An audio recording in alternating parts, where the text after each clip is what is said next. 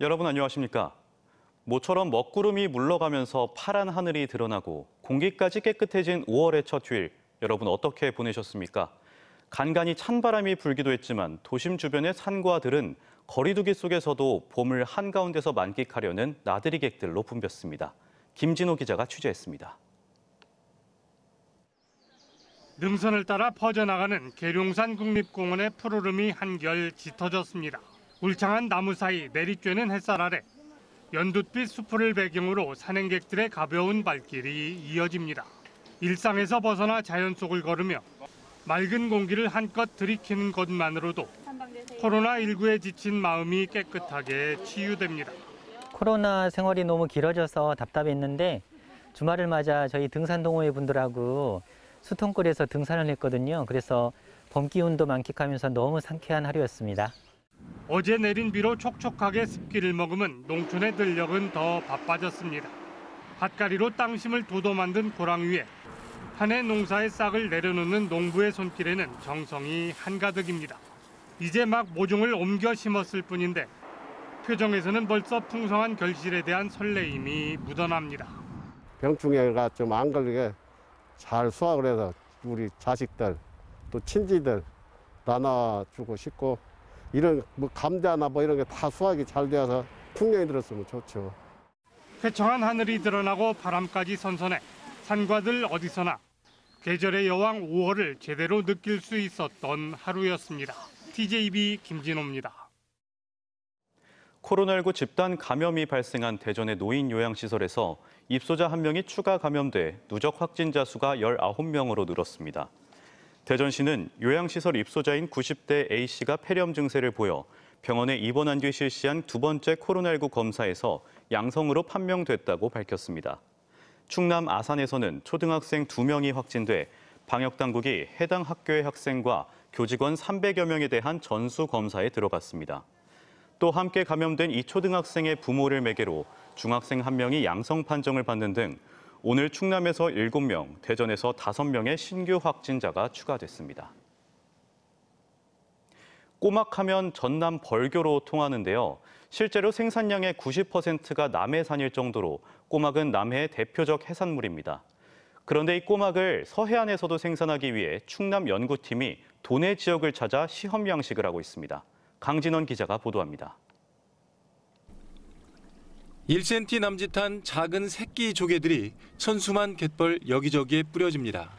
앞으로 3, 4cm까지 몸집을 키운 뒤 올겨울 맛있는 먹거리로 식탁에 오를 새꼬막 종패들입니다. 충남 수산자원연구소가 남해가 주산지인 새꼬막에 대한 서해안 시험 양식에 들어갔습니다. 6년 전 안면 앞바다에 이은 두 번째 시도로 갯벌 성분과 수온 등의 환경을 분석한 결과 벌교 해안과 가장 흡사한 천수만 간월도와 당진 난지도가 후보지로 뽑혀 각 1톤의 종패가 투여됐습니다. 풍부한 먹이 자원과 남해안과 비슷한 뻘질 성분의 90% 이상의 뻘질 성분을 유지하고 있기 때문에 저희가 최종적인 시험 연구지로 선정하게 되었습니다. 연구소는 새꼬막의 크기와 밀도 등을 모니터링해 최적의 성장 환경을 찾아낼 계획입니다. 충남 서해안에서는 그동안 바지락을 주로 채취했지만 새꼬막은 성장 기간이 6개월가량으로 짧은 데다 가격도 2배 이상 높아 어민들의 새로운 소득 자원으로 기대됩니다. 이 새꼬막을 채취할 때는 다른 것을 채취할 게 없어요. 그래서 그때 그 새꼬막을 채취하면 어민들한테 소득에 무지개 많은 도움이 될 것 같아요. 충남 수산자원연구소는 새꼬막에 이어 조만간 고난도 양식인 참꼬막에 도전하는 등 기후 변화에 따른 맞춤형 양식을 통해 새로운 부가가치를 창출할 계획입니다. TJB 강진원입니다. 충청남도가 추진하고 있는 자율셔틀 인포테인먼트 기술 개발 서비스 실증 사업이 산업통상자원부 공모사업에 선정됐습니다. 천안에 있는 자동차 연구원이 사업을 주관하고 도내 부품 기업들이 동참하는 이 사업은 국비 등 290억 원을 투입해 자율주행 4단계에 제공할 인포테인먼트 서비스 기술 개발을 목표로 하고 있습니다. 도는 이 사업이 천안 아산 강소연구 개발특구에 조성될 차세대 자동차 부품 혁신 클러스터와 함께 충남을 미래 자동차 산업의 중심지로 육성하는 데 큰 도움을 줄 것으로 기대하고 있습니다. 술을 마신 채 운전하다 교통사고를 내고 도주한 30대가 추격 끝에 붙잡혔습니다. 대전 둔산경찰서는 어젯밤 10시 20분쯤 대전시 서구 갈마동의 한 도로에서 면허 취소 수준의 만취 상태에서 주차된 차량을 들이받은 뒤 도주한 30대 운전자 A씨를 입건해 조사하고 있습니다. A씨는 3km 넘게 달아났다 현장을 목격하고 추격한 견인차 운전자와 동료들에 의해 경찰에 인계됐습니다.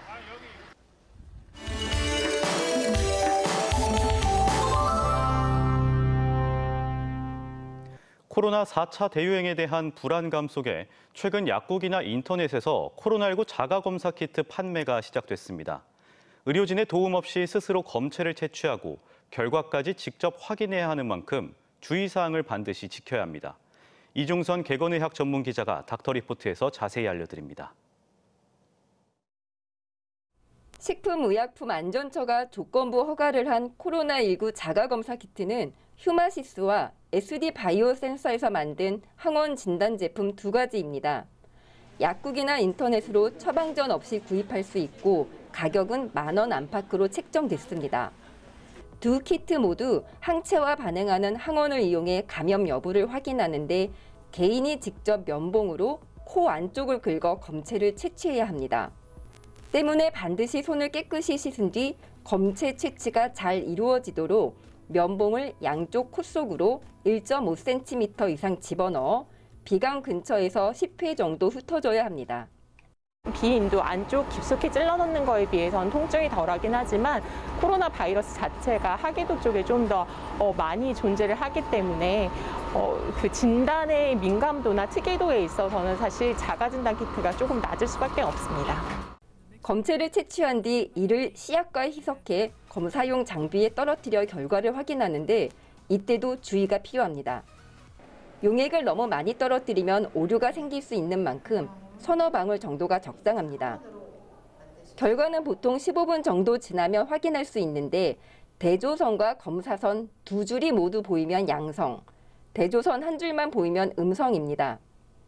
다만 대조선이 나타나지 않으면 검체 채취가 제대로 되지 않은 것이어서 자가검사를 처음부터 다시 해야 합니다.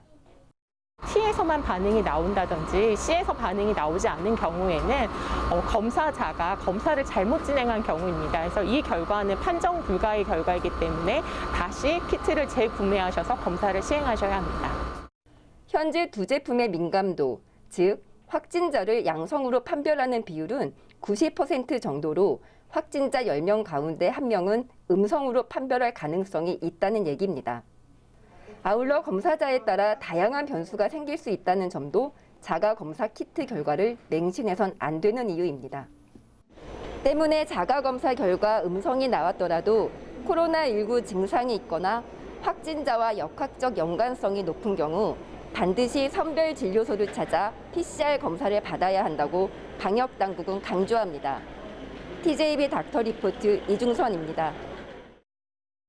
충청권에서 유일하게 민주당 최고위원 선거에 출마했던 황명선 논산시장이 당 지도부인 최고위원 선출에 이르지 못했습니다.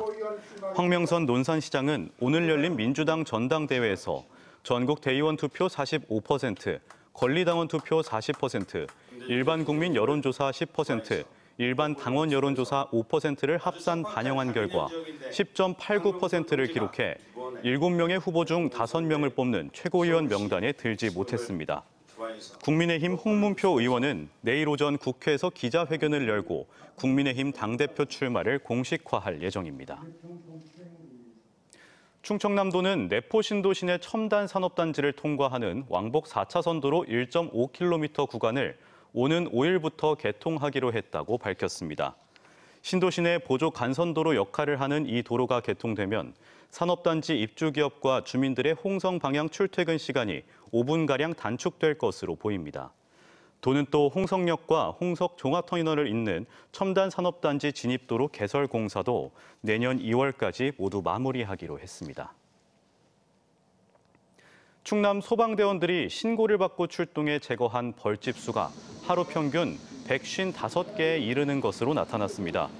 충남 소방본부가 밝힌 최근 3년간 생활안전 구조 출동 건수는 모두 57,807건으로 이 가운데 50.2%인 28,995건이 벌집 제거인 것으로 집계됐습니다. 벌집 제거 출동이 가장 많은 시기는 7, 8월로 이 시기에 구조 활동의 70%가 집중됐고 제거한 벌집 수는 하루 평균 155개, 1시간에 6.5개 꼴인 것으로 분석됐습니다. 인공지능이나 사물 인터넷을 활용한 미세먼지 측정 기술 연구 개발과 특허 출원이 활기를 띠고 있습니다. 특허청이 집계한 미세먼지 측정과 관련한 특허 출원 건수는 2010년 8건에서 2019년 212건으로 9년간 25배 넘게 급증했습니다.